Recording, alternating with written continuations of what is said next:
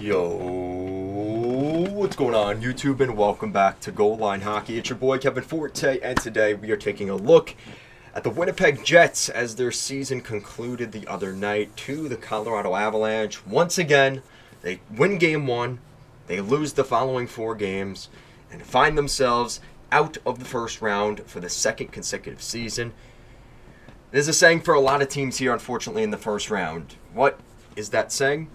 Insanity. What is the definition of insanity? Doing the same things over and over and over again. And that was a theme for the Winnipeg Jets here during this season, even though the results might have looked a little more promising and a little bit more exciting going into the playoffs. Ultimately, things fall short once again for the Jets. We're going to take a look at that in today's video. So, the Winnipeg Jets are the type of team that really, I think a lot of fans, including myself, were kind of excited for the Jets going into this playoff series. They win game one. You knew Connor Hellebuyck didn't play his best game one, but chances were he wasn't going to give up 5 goals again in this series in any given game. And unfortunately, that's where most of us were wrong, because fortunately Hellebuyck didn't have his best series. And, not all the blame should be going to Connor Hellebuyck, but he wasn't by any means a world beater in this series. And, on top of the fact that maybe on defense, Neil Pionk didn't have a great playoffs, to say the least. And he's kind of been a scapegoat on Twitter for most of the Jets fans on the blue line. Rightfully so. And I think the Avalanche knew that more than any of us did. And they kind of targeted him. And they were able to take advantage of that.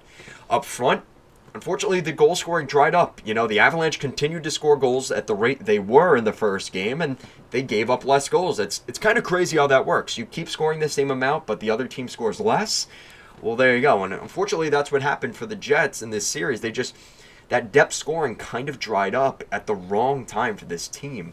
And looking at the series overall, Tyler Toffoli at the time when they traded for him looked like an excellent move by the Jets, and he seemed like a guy that could come in there, help the scoring depth there, and they've brought in other players. They brought in Nino Niederreiters and other players like that, and it just didn't work the way that I think the Jets were hoping that it could.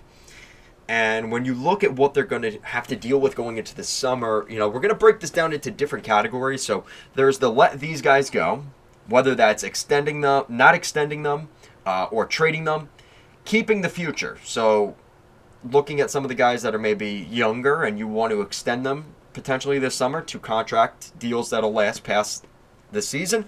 And of course, there's coming soon, which thankfully for the Jets, if you want any sense of relief about the future, there is a couple coming soon players that you should definitely have your eye out for with the Winnipeg Jets. So let's start off with the negative, because I like to start off with the negative and kind of move our way into the positives. So the guys that you need to let go, and these are players that are current. One of them is an RFA that you should just let walk, just for your mercy and for their sake. And that is David Gustafsson. David Gustafsson played 6 games with the Manitoba Moose, and he actually played well. He scored 3 points in those 6 games, which hence kind of led to his call up to the Jets, but we never saw that same production from him at the NHL level. Now, was there really the ice time for David Gustafsson to begin with? Was he really in a position to succeed with this situation? Probably not. But I don't think there's a future here with David Gustafsson and the Jets, and again, with the results we saw here this season, I think it's best for both sides to move forward. Tyler Toffoli.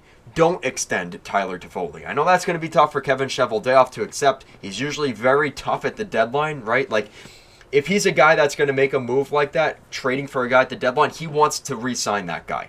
But with the way things went with Toffoli here, I think that would actually make the situation all the bit worse. Accept your defeat with the first-round pick this year, take it on the chin, and don't put yourself in a bigger hole by sinking in the mud and keeping Toffoli for the next 7 years and doubling down on that. I don't think it's worth it for the Jets. Let him go, because I can guarantee you that number is going to be higher than what he's truly worth. And for the Jets that have a lot of young talent that's going to need contracts coming up over the next couple years, you're going to regret that decision. Listen, Chevy, I'm telling you right now, I'm no GM, but I can tell you right now that deal for Toffoli ain't going to be worth it. All right, so let's move on from there. Don't extend Brendan Dillon. Immediately I looked at his age at 33 years old, and listen, maybe a little bit of ageism here, but that's a no for me. And especially with the young defensemen coming up, again, we're going to talk about them in a second with the coming soon. There's no need to keep Brendan Dillon here. And he's a decent defenseman, and that's what sucks, is he's a decent defenseman, but I don't, again, kind of like Toffoli, he's not going to be worth the money. And that sucks, because during the season, he had a good season. But are you going off of what he did in the playoffs or what he did during the regular season? And to be honest with you, we've seen a lot of good seasons from the Winnipeg Jets during the regular season. But if you can't play in the playoffs, none of that really matters. And I wonder what you guys think of this. Is this a guy you really want to keep around? Because I think this could be a little bit controversial. I think a lot of Jets fans like Dillon, and they would like to see him stick around. But like I said, he's going to be looking for one more ticket, maybe one more 3 or 4 year deal to take him till he's 36, 37, and I can guarantee you that number is going to be too high when he's 35. I can guarantee it to you. Okay? So that's the next one.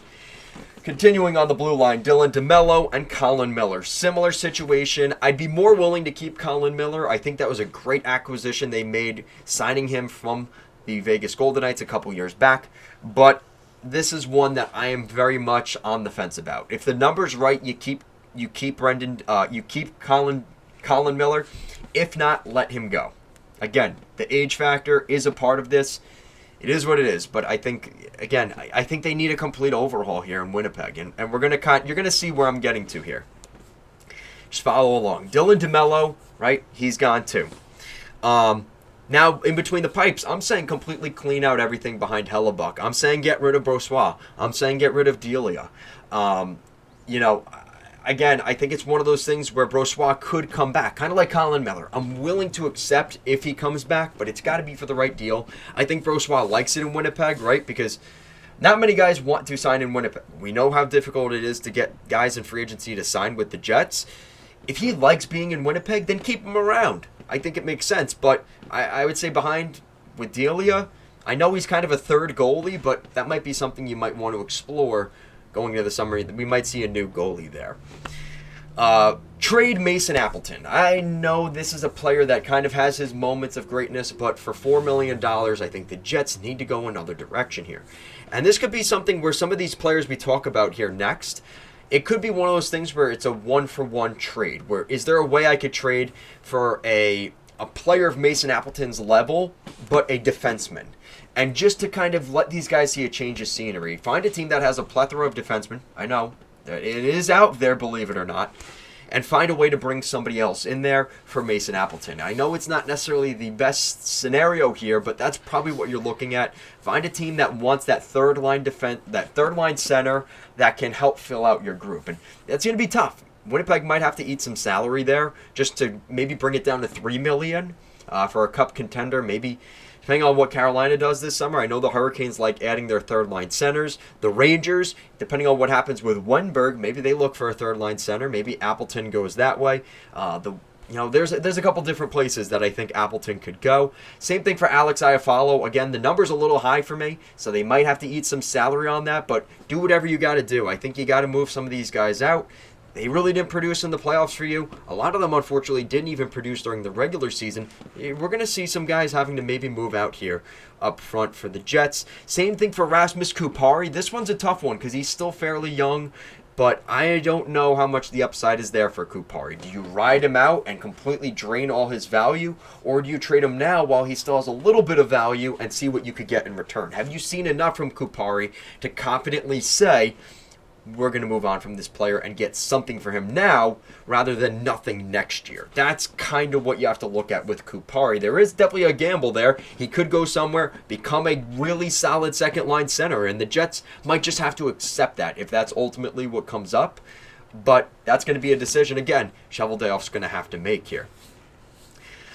This one's going to be, I think, more of an easier thing for fans to want and agree with me here, and that is trading Neil Pionk. Neil Pionk is, I think, 2 years away from free agency. Actually, believe it or not, no, he just signed that extension. So that's going to be a tougher deal to move. But again, what we talked about, he is a defenseman that is very frustrating. And I think that the Jets are going to look for somebody else to put in there. We could see a completely new blue line in Winnipeg here. And I know with how good that defense was, it's going to be easy to say, oh, come on, let's just keep these guys here.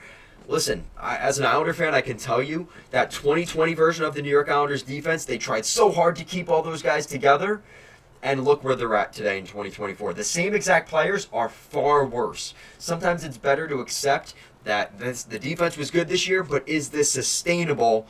That's really where you're going to have to get your mindset at for the Jets. I think they're going to have to accept trading Neil Pionk here as well. Whatever it takes. Retain salary, whatever you got to do, move on from Pionk.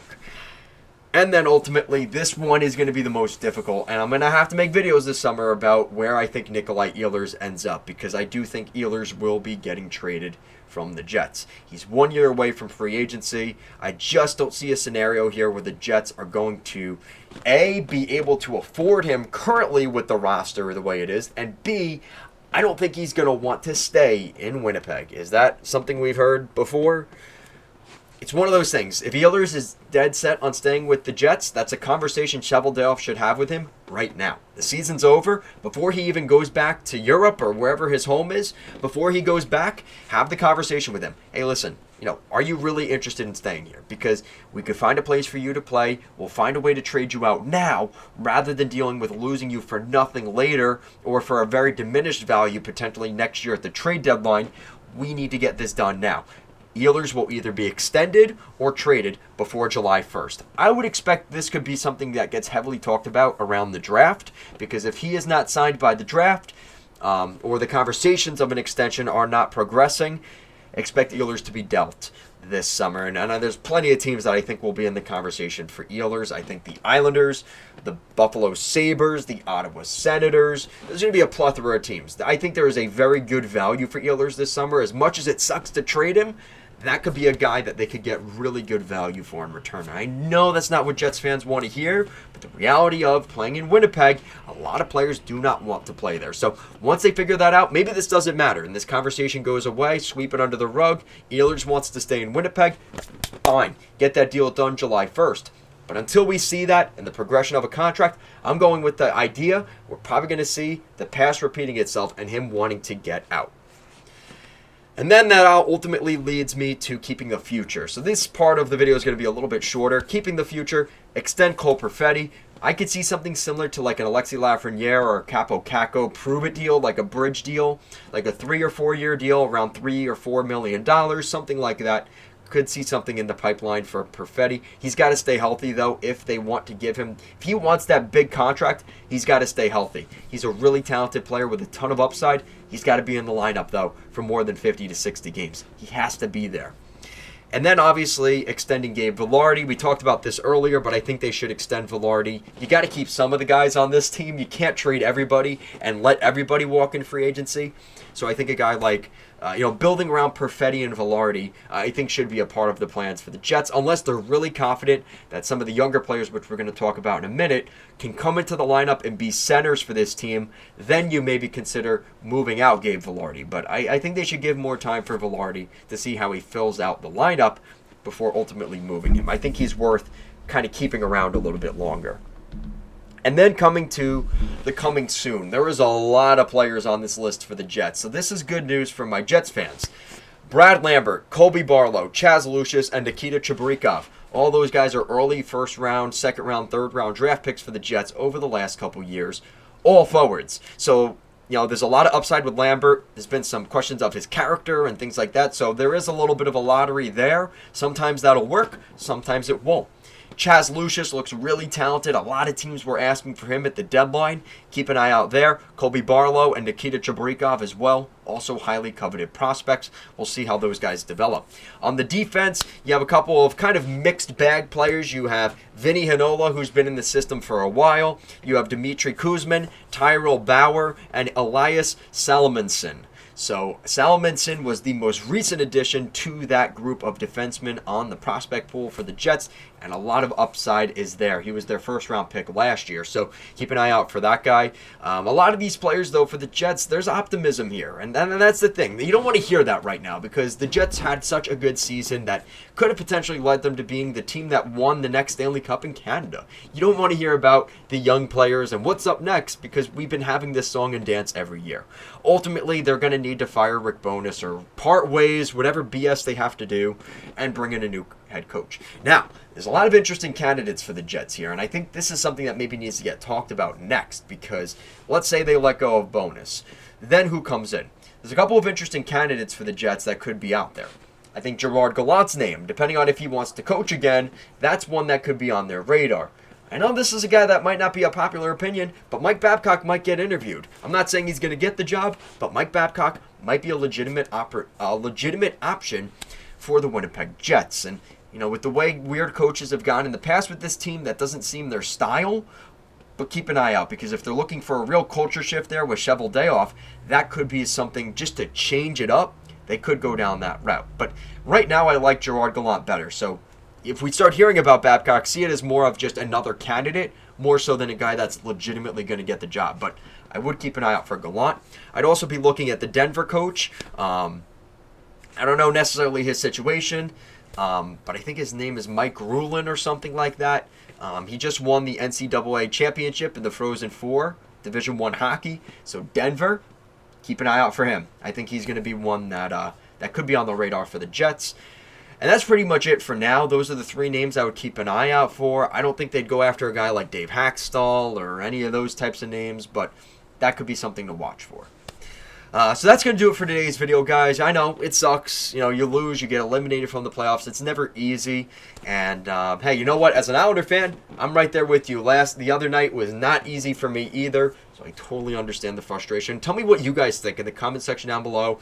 If you were the GM of the Winnipeg Jets, what would you make in terms of moves this summer? Who are you trading? Who are you keeping? Who are you signing? And, of course, the big question this summer for them will be, who's going to be the next head coach? And I'm sure we'll get some clarity on that this week, if not already. Guys, thank you so much for watching this video. Make sure to like, comment, share, and subscribe to the channel if you have not already. Also, check out our merch shop, the Goal Line Hockey Team Shop. The link is in the description for that down below. Thank you so much. I'll see you again next time. Peace out, guys.